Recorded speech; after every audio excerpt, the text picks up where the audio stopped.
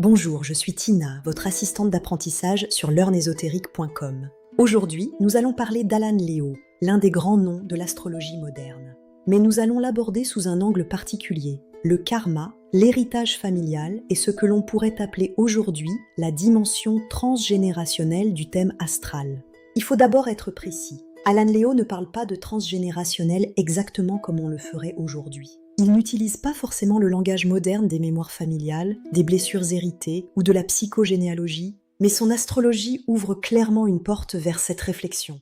Pour Alan Leo, l'être humain n'est pas seulement une personnalité née par hasard à une date donnée. Il est une âme en évolution.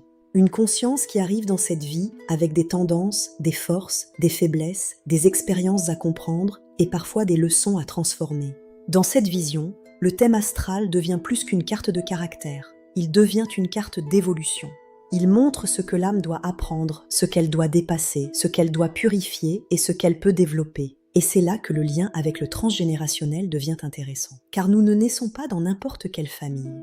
Nous arrivons dans une lignée, une histoire, un climat émotionnel, des croyances, des blessures, des répétitions, des silences, des loyautés invisibles. Certaines personnes portent très tôt des peurs qui ne semblent pas entièrement leur appartenir. D'autres répètent des schémas déjà présents dans leur famille.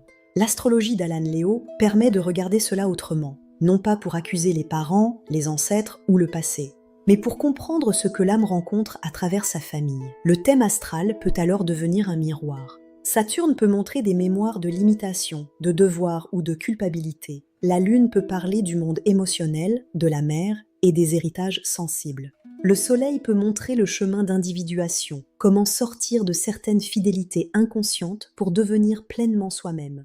Les maisons 4, 8 et 12 peuvent aussi ouvrir des pistes profondes sur la famille, les secrets, l'invisible et les mémoires enfouies.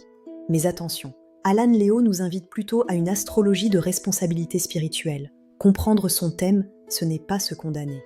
C'est mettre de la lumière sur ce qui agit en nous, c'est reconnaître les répétitions, c'est transformer l'héritage en conscience. C'est passer de la mémoire subie à l'évolution choisie. Dans cette approche, le karma n'est pas une punition, c'est une école. La famille peut devenir un terrain d'apprentissage pour l'âme. Et le thème astral n'est pas une prison, il est une carte.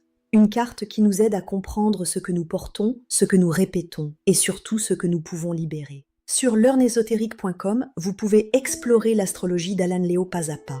Je suis Tina, votre guide d'apprentissage.